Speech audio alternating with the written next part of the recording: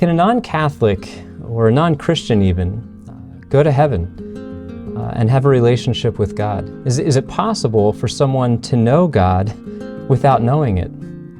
I kind of always felt that it was. You know, for so long, I was so stuck in having a relationship with God because I thought that following Jesus meant condemning everybody else who didn't follow Jesus.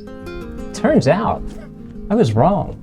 It turns out following Jesus as a Roman Catholic doesn't mean condemning everybody else. In fact, following Jesus as a Roman Catholic means seeing the possibility that people in other religious traditions, or maybe even no religious tradition, are worshiping Jesus Christ and having a relationship with Him, perhaps without knowing it. And that was so important for me when I came back to the Catholic Church, to understand that there are people out there who might not know Jesus intellectually, but may know Him in their heart, and in the process may be saved. That was the only way that I could see God as a loving God. Any other answer just seemed flat out unloving.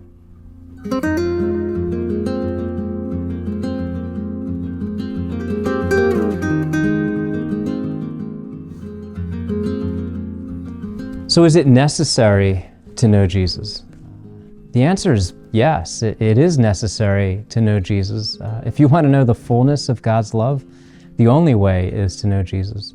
And in the end, Jesus says that He is the way, the truth, and the life. And no one comes to the Father except through Him. So ultimately, all of us, the whole world, all of creation, throughout the history of creation, will come to know Jesus Christ. He is God in the flesh. No other religious founder claims to be that. And not only is He God in the flesh, on the cross He demonstrated that He's love in the flesh. And there will never be a more full expression of love from God than for God Himself to come down to humanity as a human and die for us. Simply put, if Jesus Christ is who He says He is, He's absolutely necessary to know, because not knowing Him means missing out on love. Jesus wants a personal relationship with you. That personal relationship is going to lead you to heaven in the next life, and it's going to lead you to love and joy in the fullest way in this life. And then to deny that love and that relationship with God when God has revealed Himself to you, that is a big deal, because to deny Jesus Christ when God has revealed Himself to you is denying the fullness of the truth about God. And there is nothing more scary than doing that.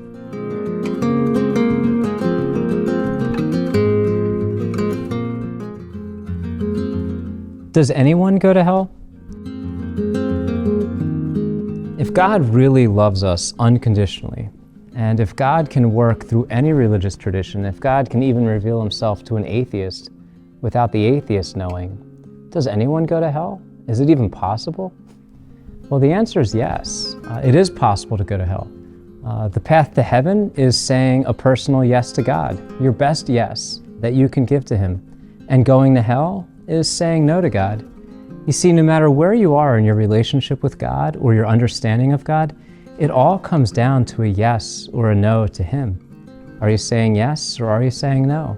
Are you saying yes to God as He's revealed Himself to you, or are you saying no to that? God will never need you to know more than you already do about Him. He'll work with the knowledge that you have. But God will always need a personal yes from you to Him. You know, in the gospel, before Jesus died on the cross, He said, "If I had not come and spoken to them, they would not be guilty of sin. But I have spoken to them, and so their guilt remains." You see, if Jesus hasn't revealed Himself to somebody, they're not guilty of the sin of rejecting Jesus.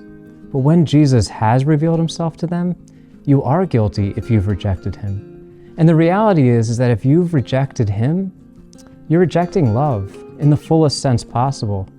And that's really what hell is all about, rejecting love in the fullest way possible. So if you haven't made a decision about God today, tell Him that you want to say yes to Him. Tell Him you want Him in your life, and ask Him to reveal Himself to you. In fact, ask Him to reveal His Son to you. He will.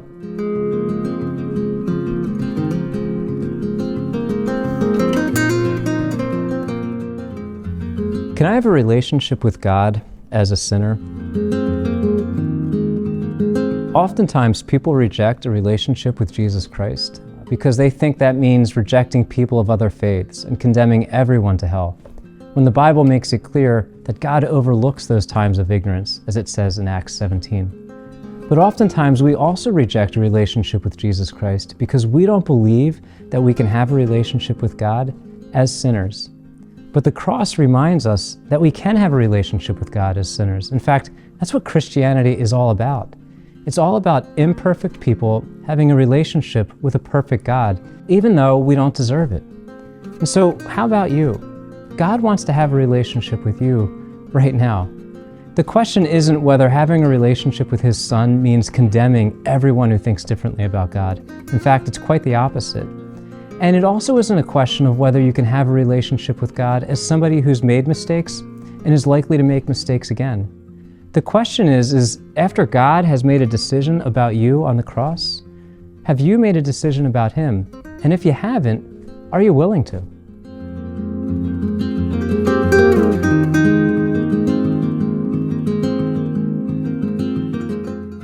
So are you really worth the death of God?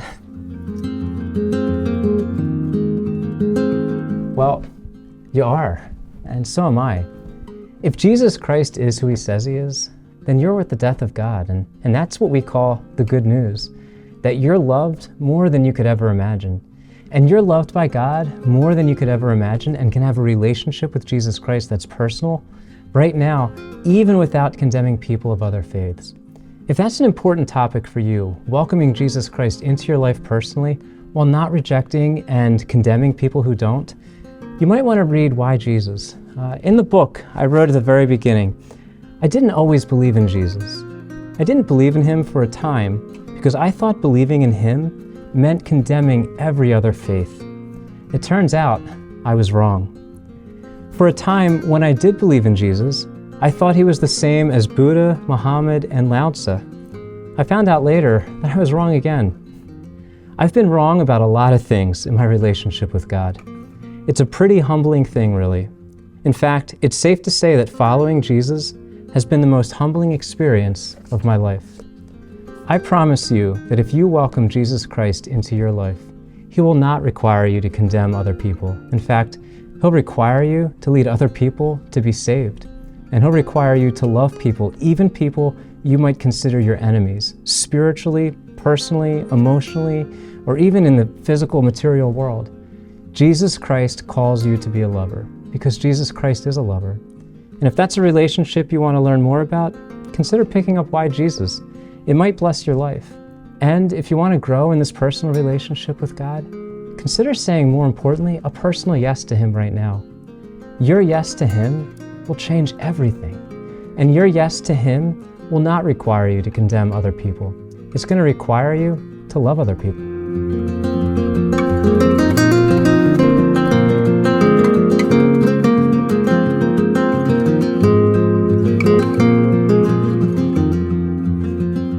If you were blessed by watching a video like this, go to personallycatholic.com now and get our emails. Being connected in a personal relationship with God is so important, and being connected with other people who are on the same journey is important as well.